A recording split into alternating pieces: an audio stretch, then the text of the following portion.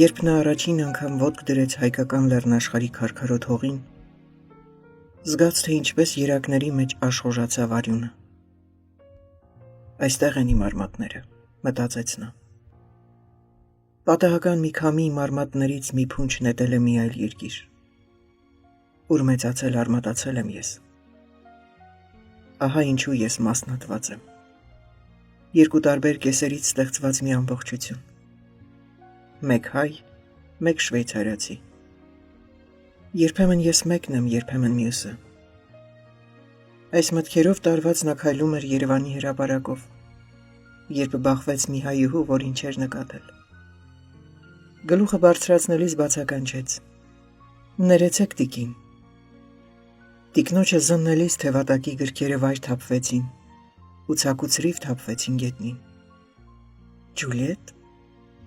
այդ դու ես», ասաց նա։ «Ես եմ, Վահե, ինչպես տեսնում ես»։ Նա ուզեց խոսել, բայց հուզմունքից չկարողացավ։ Ջերմության մի տաք ալիք պարուրեց իր ողջ մարմինը։ Գրկեց աղջկան և ասաց. «Սա երազ չէ, Ջուլիետ»։ Երազ չէ։ Ոչ, երազ չէ, Վահե, բայց մեր հանդիպումը նման է երազի։ Վայրկյաններ անց աղջիկը ամոթխած շուրջը նայելով դուրս պրծավ նրա գրկից։ Խոնարհվեց հավաքելու գետնին թափված գրքերը։ Սակայն մի ձեռք ջլուտ շիկավուն աղվամազերով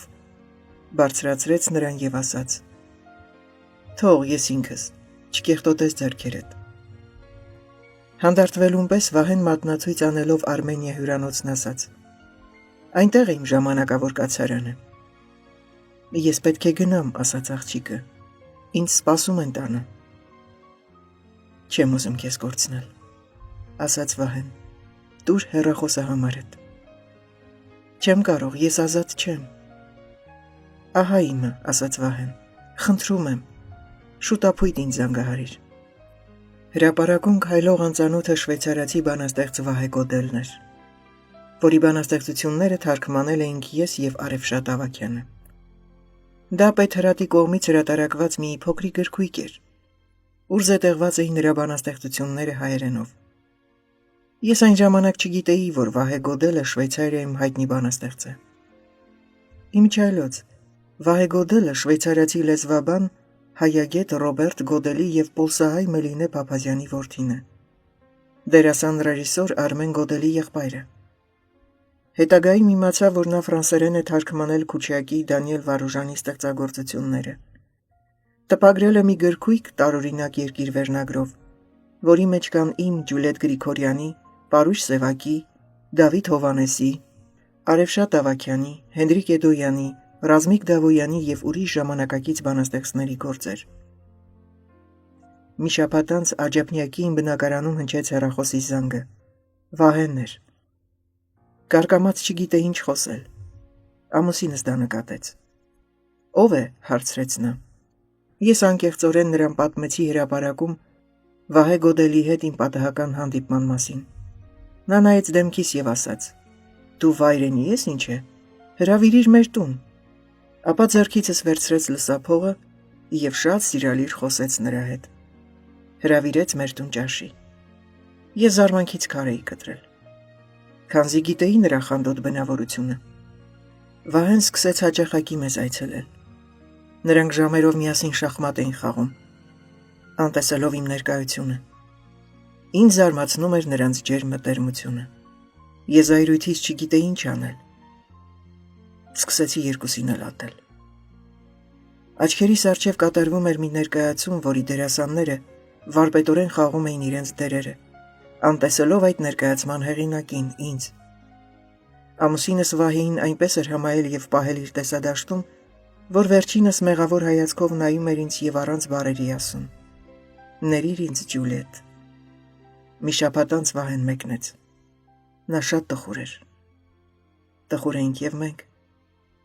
Մոսկվա հասնելուն պես ինձ նամակ գրեց։ Մի նամակ, որ թաթախված էր Հայաստանի և մեր նկատմամբ անսահման ջերմությամբ։ Վերացել էր շախմատային պայքարը։ Մարտադաշտը ազատ էր, բայց մենք ազատ չէինք։ Վահեն անվերջ նամակագրական կապի մեջ էր մեզ հետ։ և տեղեկություն էր ստանում Հայաստանում կատարվող դեպքերից։ Նա կրկին երազում էր այցի գալ Հայաստան, բայց դա այդ տարիներին ամենադժվար բանն էր։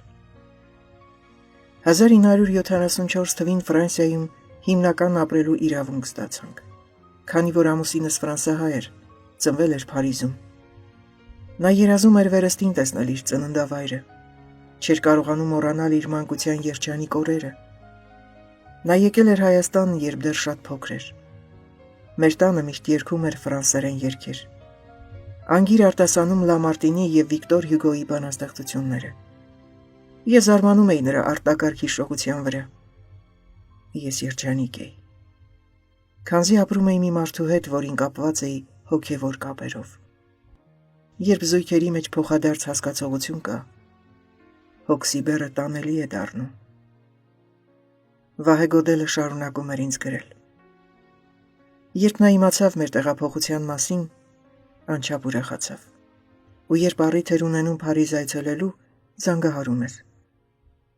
Հանդիպում էինք Փարիզի որևէ սրճարանում։ Ֆրանսիայում ընդունված է ծանոթի հետ հանդիպել բիստրոյում կամ սրճարանում։ Վահե Գոդելը Փարիզում ինձ ծանոթացրեց ֆրանսիացի շատ բանաստեղծների հետ, բայց նրանցից և ոչ ոք չփոխարինեց իմ շատ սիրելի Արթուր Ռեմբոյին,